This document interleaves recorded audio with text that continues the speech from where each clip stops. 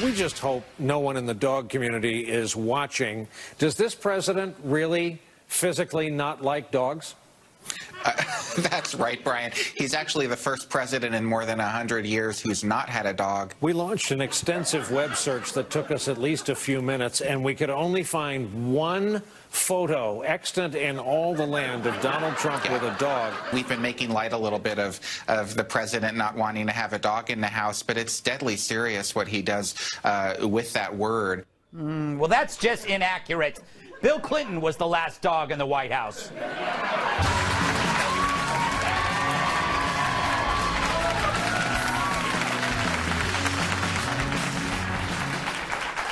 Yes! So on Thursday, the media spoke truth to power, meaning they spoke to themselves, about themselves. Let's hear more from the most trusted man in news. 300 newspapers coordinated articles criticizing President Trump just after he'd accused them of coordinating articles criticizing President Trump. And nobody read them. If jerks like me weren't talking about it, would you even know? God, that guy is gorgeous. He really is. Yes, you can applaud. He's the new Cronkite. But why shouldn't I quote myself? Isn't that what the media does? They're always talking to each other around a coordinated campfire, roasting marshmallows shaped like the head of Donald Trump. So here's the question. Do the people at home who subscribe to those newspapers know what they just read about Trump was actually coordinated hackery? Or did they not notice, since such collusion over Trump by the press is identical to their usual workday? The difference, they actually planned this like a protest, because it was. Yet finally the media and their activist politics made their wedded bliss transparent. It's been there all along, but now the press put a ring on their activist finger and are now rounding second base in front of the family. Seriously, get a room. What hypocrisy, though? They say Trump's limiting free speech as they all scream this together. Trump accuses them of acting as an alliance, and they respond as an alliance. People, you're going to love this. Now, people get mad when Trump calls the media the opposition party, and he'd be wrong if you're a Democrat. If you're one of those, you could say anything about anyone. Right, John Heilman? How many people in the Republican Party think that it would be okay for Donald Trump to dissolve their own grandparents? I'm virtually certain that if it was a Donald Trump-related question, you'd get like 10% that would be like, Donald Trump has the power to do whatever he wants, including kill my parents. Wait, I'm confused. First you say it's grandparents who will die, and then you say it's the parents who will die. Make up your mind, crazy pants McBozo face. Now, the media loves this guy. He's always on Morning Joe. He wrote Game Change. And what he just said is so cartoonish, I'm looking for the falling anvil. Imagine me saying what he said about Obama. Like a pie resting on Michael Moore's lap, I'd be finished. So let's recap. Sorry. The same dopes who slept at the foot of Obama's bed, who happily ignored explosive stories regarding immigration, Iran, the DOJ, and God knows what else, are now wide awake during Trump. Trump is their 5-hour energy drink, who will, by the way, kill your grandparents and your parents. What phonies. They gave Trump tons of free media, made money hand over fist because of it, thinking it was okay because Hillary was going to ride into the Oval Office in a chariot made of pantsuits. But Trump wasn't the pushover, and neither were you. While the media ridiculed Trump nonstop, you stopped caring, and the press became that weird guy you ignore on the bus. Me. Trump won, and now all the media can do is blame him for what they helped accomplish. Meanwhile, this media mob accuses Trump of demonizing all news, but that's also fake news. The dishonest media did not explain that I called the fake news the enemy of the people, the fake news. They dropped off the word fake. And all of a sudden, the story became the media is the enemy. They take the word fake out. And now I'm saying, oh, no, this is no good. That's no good. It's no good. So the media ignores the clarifications that are obvious to us in order to maintain the fantasy that they're the oppressed. Yet I can remember many times when some of us tried to criticize Obama or Hillary and were called racist or sexist. So through fear and smear, the media actually silenced opinion. You hated free speech for everybody but you, and now you get to pretend you're the victim? Spare me. So media, enjoy the campfire, but your justification for this sing-along is false. The Trump apocalypse is just more fake news. Because, see, I know. I took a history class. I was at the Nixon Library on Monday, and there's a wall devoted to 1 year, 1968. Nothing but war, assassination, communism, domestic terror, riots, crime. All that was missing was Alec Baldwin eating a sack of donuts on a bus toilet. I don't even know why I said that. The fact is, the media wants you to think 2018, a time of peace and prosperity, is worse, far worse than 68, a time of division and war. And as we call them on it, they can't handle it. Tough own it. You had it coming. But visiting both the Nixon and Reagan libraries made me think of what a Trump library might be like. I can't wait to see it. Tired of the same old presidential libraries with their papers, boring historical records, and photos of old dumb stuff that happened before you were born, like the internet? Then you're gonna love the Donald Trump Super Extreme Presidential Luxury Library. Yeah, we're not waiting until he's out of office, because that's stupid. The Donald Trump Super Extreme Presidential Luxury Library is half luxury yacht, half supersonic jet, located inside Mount Rushmore, within the skull of George Washington. You want exhibitions? Check out our historical recreations of Trump fighting a meteor, Trump wrestling Bigfoot, and Trump fighting his evil twin Zoltar Trump on the surface of Saturn's moons. None of this happened, which is why the Super Extreme Library is awesome.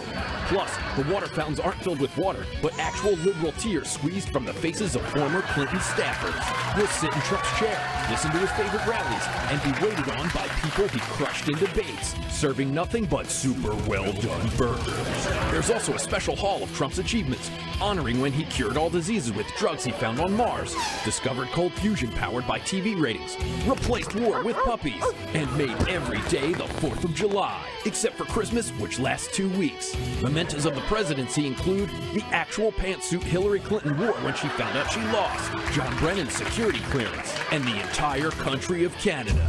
It's the Donald Trump Super Extreme Presidential Luxury Library.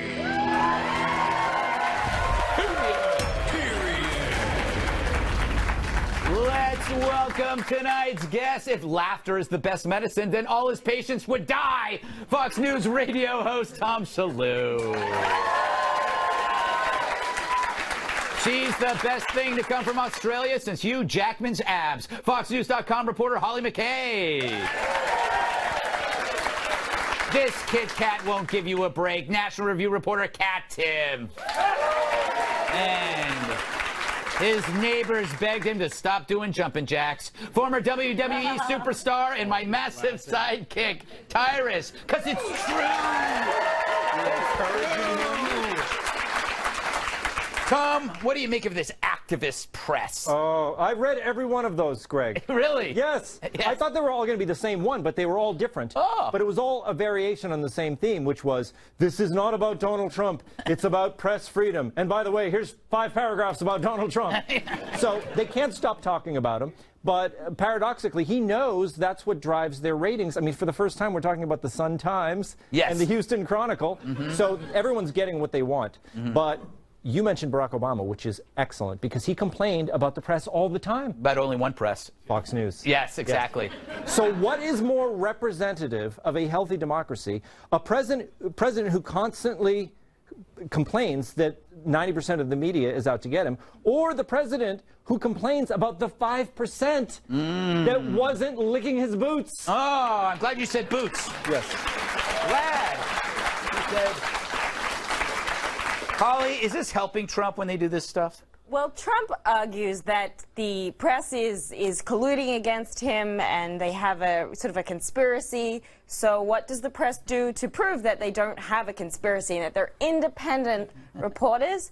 They collude on a bunch of editorials to say, oh, let's get the president. So, of course, it's playing into Trump's hand. It's an ultimate go for him. So yeah, it's a win. That's why he let it happen, cats. I find it to be very dramatic. It's like what you would do if you were playing the media in a movie. Do you know what I mean? Doing something like this. They should be thankful that Trump allows them to participate in this fantasy role-playing. Well, you have to be allowed because we have the First Amendment. What is that again? Right, freedom of speech. You know, Greg, I'm actually going to look on the positive side of things here. No. Yeah. Yeah. Breaking news. Yes. I know a lot of people in our audience are probably upset about a lot of these editorials because they're very anti-Trump. But think about how great it is that we live in a country where you can actually openly criticize the president. Right. You know. Yeah. You're not gonna get your head chopped off. Yeah. You can do whatever you want. You can totally be open and critical as you want to be, and you're totally safe. And that's great. This has been the Kat Timpf Positivity Hour. I hope everyone enjoyed it. There probably will not be another episode. I don't think so. I don't know if I'm comfortable around a positive Kat Timpf. Should only be negative. Okay. All right, Tyrus. Bring it home. Thoughts on anything you like. Before we get started on the battle royal between Trump and the media, where does one get a bag of donuts? I mean, I've been around donuts my whole life. I've seen them in a box. I've seen them in a cup, but never quite in a bag. 3 a.m. when the people are really tired, you ask for a bag of donuts, and they give it to you. Trust me. Plastic bag? Yes, paper plastic bag. And you use the bag later when you throw up. Gee, that's great. Listen, if you can't beat them one-on-one, in my neighborhood, kids used to try to fight all the time, and it didn't always work, so they would form teams. I remember one time my brother formed a team with like 2 of his friends to beat me up, but they're still undersized and outmatched, and they got their asses handed to them. Well, the press has been getting their asses handed to them individually, so now we're going to see collaborations between CNN, MSNBC, it'll be MSNNC, and they'll be working, they'll be Don Lemon sitting with Rachel Maddow together, like if they say it at the same time, you know, with Kumo in the back going, let's get after him. So it's going to be a great, they're formed up, they've circled the wagons, and if they stick together, you know, they can maybe win one of these arguments with him. And then he'll just, you know, change the rules and call him a name, and then they'll get upset, and then they'll form another committee, I like it. It's easier to watch. Yeah. I don't got to watch one station. Exactly. That's true. So. It's true. It's all the same. All right. This show is not all the same. It's very, very different. Different to a point that it might have a problem. I don't know. Coming up, a GoFundMe has been launched to raise money for Peter Strzok. I bet his wife told him to go fund himself.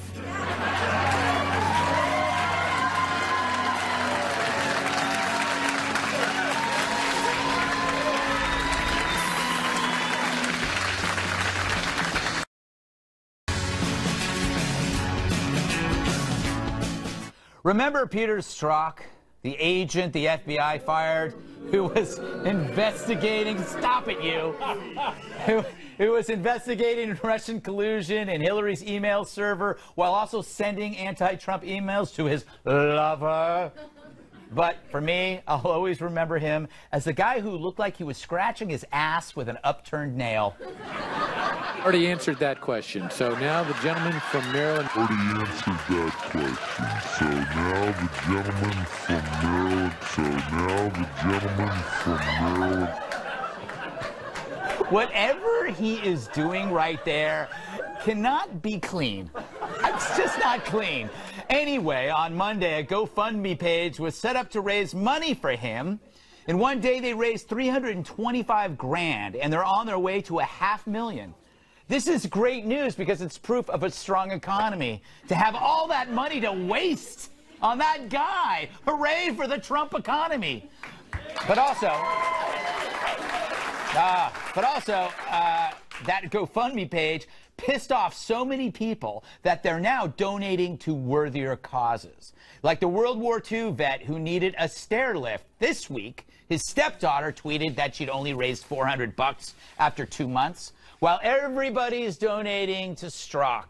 People saw that and gave the GoFundMe goal, or doubled the GoFundMe goal. And a few days later, this video was posted.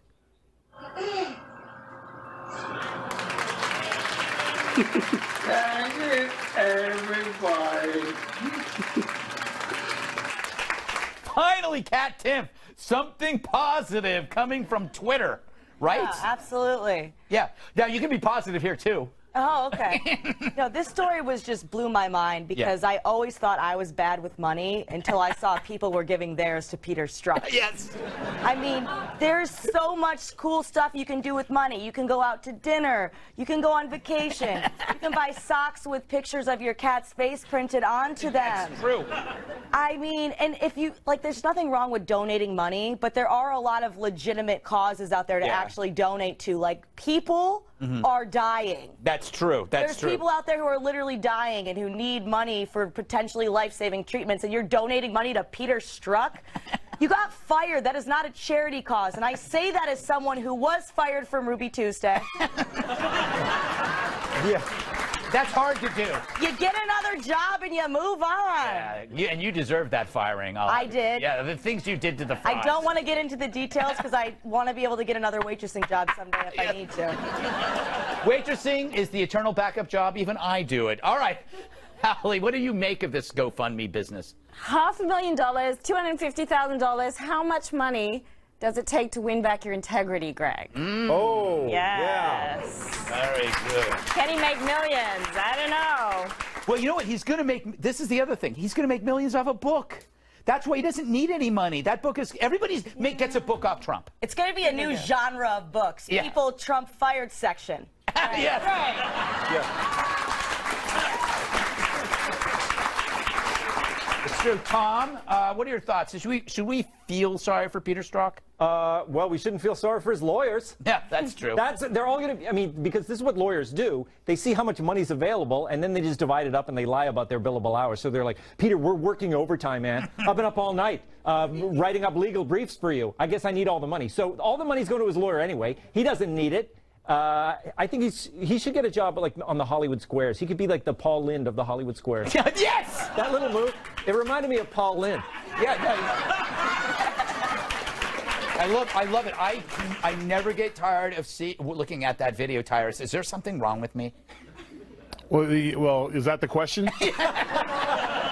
You really want me to go there? We have 45 minutes left in the show. Let's go.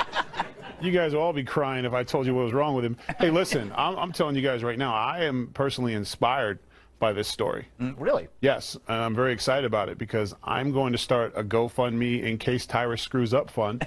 So if I get $500,000 in case I were to, say the wrong thing on TV or have to apologize on live TV for saying something the wrong way the other day, I'd have that blanket to fall back on. That would be phenomenal. So if everyone could get together and, I'll show you some of my tweets. I'll put some stuff out there, maybe some weird texts I sent at 3 in the morning when I was younger. I'll be happy to put that out there if you guys will support me. I'm not going to spend it now, but in case something happens, I think that's great. You know what you just invented? The safety net. No, you invented social media insurance. Yes, that's exactly what yeah. All right. You have to get home before people watch this show. Yes. And you have to. Twitterbomb.com. You go too far and you think you're on. This would be great. This would be great. It doesn't even have to rhyme. No, it doesn't. That's a brilliant idea. Social media insurance. I would buy it immediately. Trolling insurance. Yes. Anyway, this is all virtue signaling. It's so when you're at Starbucks, you can go to your coworker, and you go, yeah, I donated to Peter Strzok's defense fund. Every little bit helps. Aren't I special and important?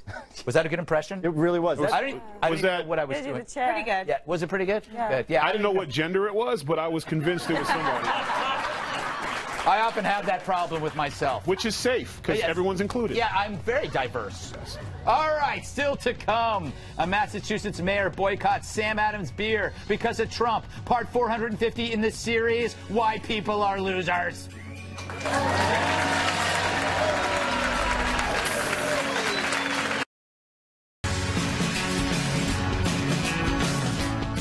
It's a public smear over beer. Sam Adams is the latest brand with a Trump problem. At least that's what this Boston Globe headline says. It all started when a Massachusetts mayor, aren't they all, announced on Twitter, how brave, that he'll never drink Sam Adams beer again because the company's co-founder praised Trump's tax cuts. That's all the Sam Adams guy did. He didn't commit a crime. Nobody got hurt. He just had an opinion. In fact, the only thing getting murdered here is the punctuation in this tweet. But because everyone loves a boycott, others are joining in. And now, we can't like something or anything fun, like a beer, because the co-founder likes Trump. But when we've boycotted everything, there won't be anything fun left. We're going to need a drug for that. Many white people who do yoga, and it's mostly white people who do yoga. So a few of them understand the culture, the history, and the religion behind yoga. Tired of people telling you why all your hobbies and interests are problematic? It's that new phrase used by social justice warriors who want to sound educated but don't want to do any thinking to figure out what the real problem is, or if there even is one in the first place. Which means in 2018, your favorite dating shows are sexist, your Halloween costume is cultural appropriation, and your favorite sports bar canceled the NFL package because of all the protests. This is ridiculous. Everything that was once fun is now bad. How am I supposed to have fun again? That's easy. Start taking FRS, Fun Replacement Supplements. They make any activity instantly awesome. It doesn't matter if you're watching The Bachelor, eating tons of red meat, or driving a giant-ass car. You won't feel guilty anymore, because FRS works directly on the brain to produce euphoria, supreme confidence, and increased energy. Sounds awesome. Is there a secret ingredient? Heck yeah. The secret ingredient in Fun Replacement Supplements is crack. What? In fact, there are no other ingredients. Fun Replacement Supplements is just crack cocaine all by itself. I don't know. I just took some Fun Replacement Supplements right now. Hey man, what are you doing later? Do you work out? You want to come over? We can take some more together. Or we could do whatever you want. I'm down. I gotta go. Hey, wait man, hold up. Can I borrow $10? Come on man, you know I'm good for it. I'll pay you back, I swear. Whatever, I never liked you anyway. So get FRS today. Warning, Fun Replacement Supplements are crack, so you should probably steer clear unless you want to ruin your life. We're not advocating drug use. That's actually the opposite, Tom. But what we're saying here, the message here, so I don't get lectured on Monday by the powers that be, what do you have left when everything fun becomes problematic? All you're going to do is sit in a room and do drugs. That's right. This is the ultimate just say no, Greg. Yes, it is. Yeah. It is. Or just say yes. Yeah, and plus, I'm not a crack man. I'm a powder guy. Oh, really? Yeah. No, that's... No, I'm anti-drug, as you know, Greg, and yes. Never loved the crack. Yeah, good. No. I'm glad we covered that. Tyrus, what do you make of these boycotts? I always feel like these are fake boycotts, like... People don't really use the product. It's like, I'm never using your waterproof surgical gloves again. Says a guy sitting on his couch who doesn't have a job. You know, I used to get mad when I would hear old people when I was a kid talking about, in my day, we had real stuff. Now I'm that guy. In my day, we had real... Wait, we didn't really protest much in the 80s and 90s, and we were cool. In my grandparents, they had real protests over real issues. Yeah. We protest everything, which means we protest nothing. So there's... Every time I hear there's a protest, I change the channel, because I'm assuming it's over, word has it, Pop-Tart changed their flavor. Yeah. Hashtag hell no. Like, you know. There was a big uproar over Lucky Charms, and Frosted Flakes got together and had a bastard child. Yes. That everyone was like, it's too much sugar. It's just a box of cereal. Yes. But it's change, and no one likes change. The fact that these protests now, and I guess you need like 7 or 8 people for an actual protest. I think so. And then one person who has Wi-Fi to get on Twitter. So that's pretty much what a protest is today. But it doesn't really matter. I'll probably get protested for saying this. Yeah. But luckily, I got that GoFundMe thing started, so I'm good. Yes. But Holly, could these boycotts end up backfiring? Like people will just start drinking Sam Adams just to get back at the mayor? Absolutely. Beer. I'm Australian, also American. Beer is personal, right? Yes. We all have a beer. We grow up with a particular beer. Because some mayor says, don't drink a beer, are you really not going to drink that beer, Greg? No. Are you going to change your beer because the mayor says? No, never. Never. Absolutely. Yeah, so just ignore him and keep drinking. That's what I say about a lot of things. Right. And let's just be real. The people protesting probably aren't drinking beer anyways. I'm sure they're more wine people or whatever. I'm actually, my new beer is going to be Sam Adams. I'm about to order me a keg when I get to the house. So you mean you'll get like 4 glasses out of it? Because I'm big. Kat? I hate boycotts. I especially hate the one when they go, I used to be a fan until you said X. now I'm not. It's like it took one thing for somebody not to like you anymore. That happens to you a lot, I notice. It does. It probably has already happened during this show. Yes. I used to be a fan. But I don't understand boycotts in general, because as someone who's a libertarian and who doesn't have views that line up with either major party, if I only consumed things that were created by people who agreed with me, I would die. You would? I would starve to death.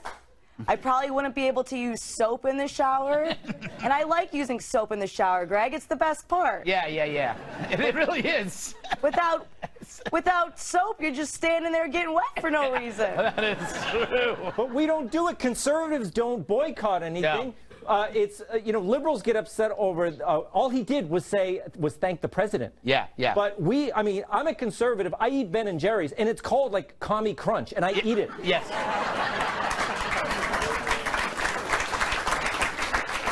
On that note, I think we've all made some very excellent points here. But coming up, oh, you're going to love this. Another airline cracks down on emotional support animals. But I've got the solution that will change everything. That's next.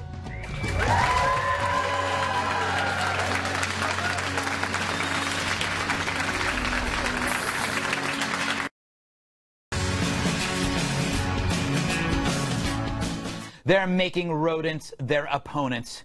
This week, Southwest Airlines became the latest carrier to crack down on emotional support animals on flights. Dogs, cats, and miniature horses are still allowed. But pigs, ferrets, spiders, reptiles, rabbits, and hedgehogs have all been nixed. Airlines suspect that since certifying support animals is easy to do online, people do it now to avoid in-cabin pet fees. Earlier this year, a woman tried to bring a support peacock on a United flight. And U.S. Airways once booted a support pig and its owner after it defecated in the cabin. Oh. The pig, not the owner. Don't want to be that guy, trust me. Bottom line, too many people are gaming the system, and it's not fair to people who legitimately need service animals. It's why I came up with a brand new product that could solve all this. It's a growing problem.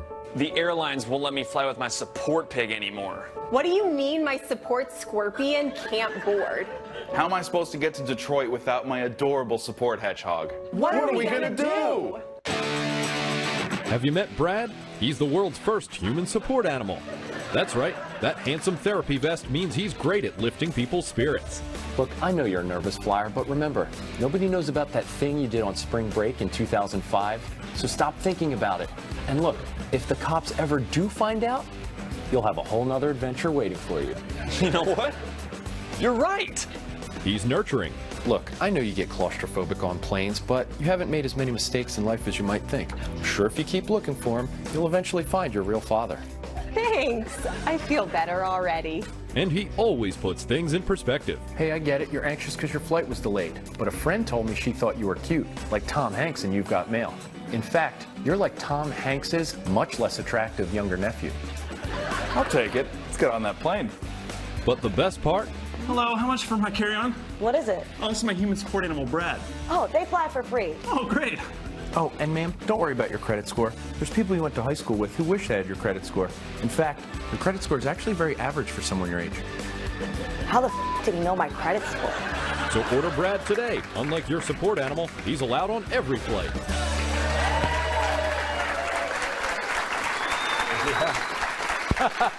If I had $1 for every time I ordered Brad. Tyrus, the worst part is people do need support animals, but other people are gaming the system. Yeah, the average flight is what? 2.5 hours to an hour. You can't suck it up. Yeah. Sometimes so. You can't just sit there and wish you were somewhere else. Like, you really, from every experience I've had, everyone else's support animal has become my support animal on the plane. And they always sit next to you and, oh, he likes you. I don't like him. Otherwise, I would have my own support animal with me. I think it's gaming the system beyond. When you see someone that really needs a service animal, chances are you're going to recognize right away. But I'm sorry, but the bougie Kim Kardashian wannabe with her Morky in her, in her hand like this and demanding her club soda. I don't really feel like you needed to have that, other than, he won't commit to marriage and won't give you children, so you bought the small dog and take him everywhere to rub it in his face. Not that I've been through that, but I'm just saying. Wow, I didn't see where that was going. Holly, do you have a theory on this at all? I just want to know how I can get a miniature horse. Yes. Yeah, I want to take a miniature horse on a plane. I think it'd be great. Yeah, it would until it craps. Well, I've heard those aren't miniature. Right, yeah, that might be a problem. But, I mean, can we just get to a point where we can talk to the person next to us? I know we like to put our earphones in. Yes, we do. But let's talk to people next to us. Although I think a good alternative could be, and I once sat next to somebody with a fake crustacean. Oh, really? Yeah, we had this amazing chat for 3 hours about how that had become her support system for flying, and every time she flew, she wore the crustacean, and it was like a good luck charm. And well, that's good. Yeah. It's like a support fake animal. Yeah, yes. like a support fake animal. Yeah. I think that would be a lot more comfortable for most of us. Was it a lobster? Do you remember? Or just some kind of crawdaddy? Yeah, it was some kind of strange contraption. Not a fan made of in the China. crawdaddy. Right. Not enough meat. Hey, Kat, you seem like someone who could use a support animal wherever you go. Yeah. I know that's not a question. Yeah, I mean, I'm actually outraged by this. Yeah. Because I think it's lizardist. Ah, do you still own a lizard? I don't. I just think about lizards a lot. Yes.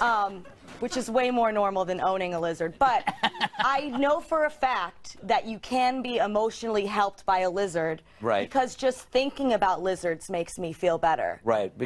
And like being emotionally supported by lizards is not just possible, that is actually my plan for my 40s. Oh, wow, excellent. Yeah.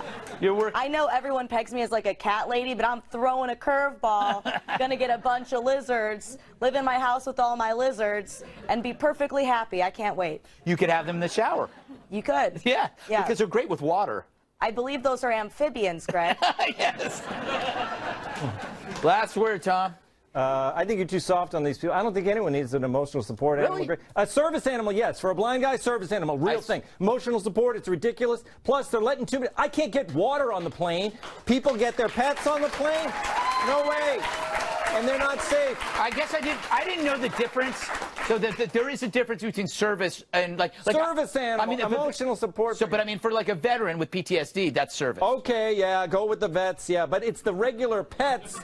They got to screen them, and you need a certificate. They don't screen anything. I had a dog once. Yeah. He wasn't Al Qaeda, but he was sympathized with him. Oh, really? You have a terrible dog. He was, he was intolerant. Yes, he was. He wanted women to wear the veil. He was ridiculous. I don't know anymore. I do know this segment is over, and we got another one coming. A study finds people can't be rude to robots. Not me. I tell my toaster he's pathetic every day to his face.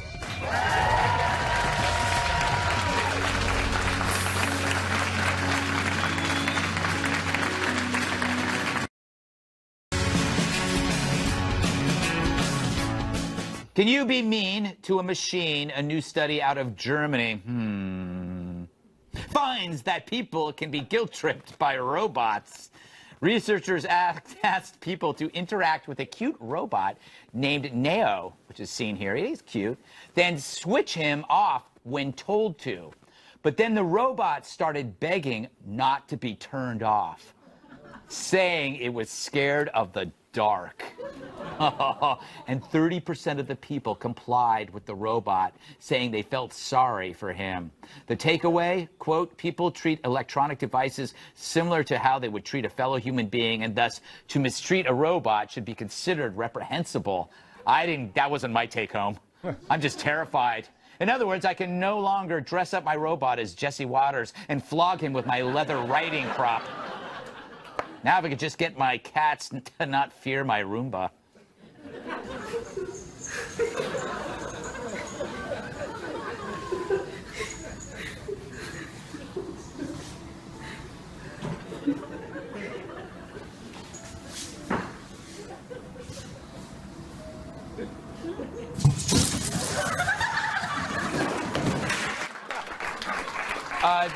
Kat, thanks for letting us use your apartment.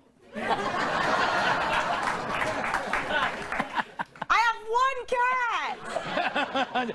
So far. But every year if you had another one. All right, Kat, it's scary vision of the future. Are you scared?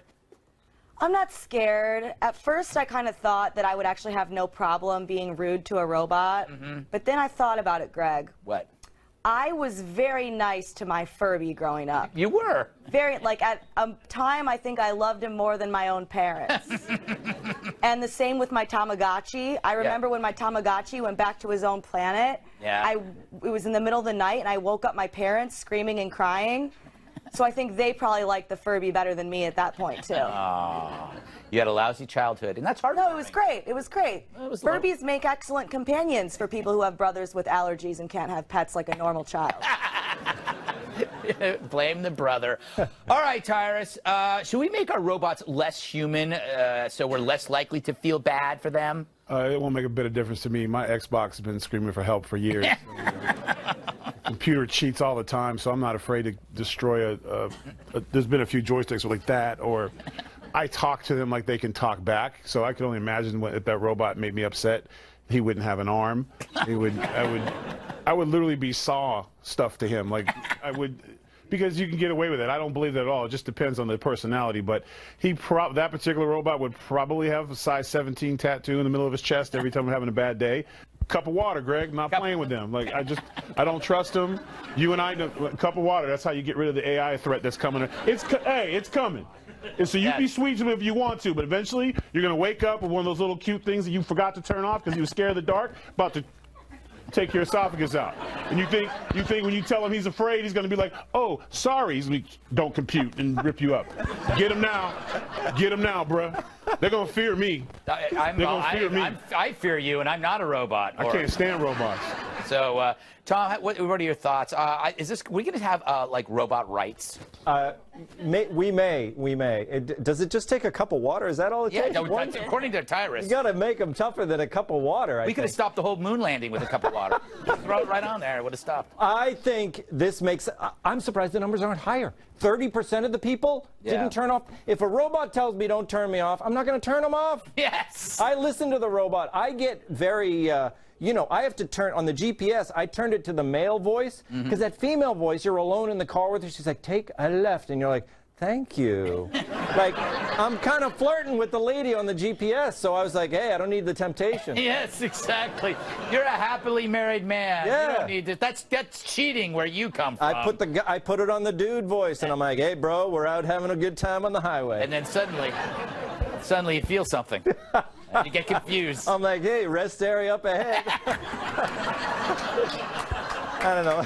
I don't know where that... Holly, do you worry about robots taking over the world like I do? No, actually, this story gave me some hope for humanity because I've always sat there and wondered how people sit at home on Twitter, on their computers, the keyboard warriors, and write mean stuff to people they don't even know. And so I thought, well, if they can be nice to a robot, how can we make that translate social media, and we can have a civil discussion about things, and we don't have to attack fat people that we don't even know. Well, you know what? It just says that we're just awful because we are cruel to each other, but to machines, we love machines, and the machines are going to take advantage of our love and take over, especially if they're hot. If we start making robots really attractive, they're just going to be better than we are. And that means, you know, they don't have to eat, they never sleep, they're never distracted, they're going to take all of our jobs. And I'm going to be happy because, remember, I will be the robot overlord because I already... Yeah, you made a deal with him, but I get told enough to do in my life. I ain't have no robot tell me when and when I can turn his ass off. I got enough people telling me what to do. Yes. I don't need... All right, don't go anywhere. Final thoughts next.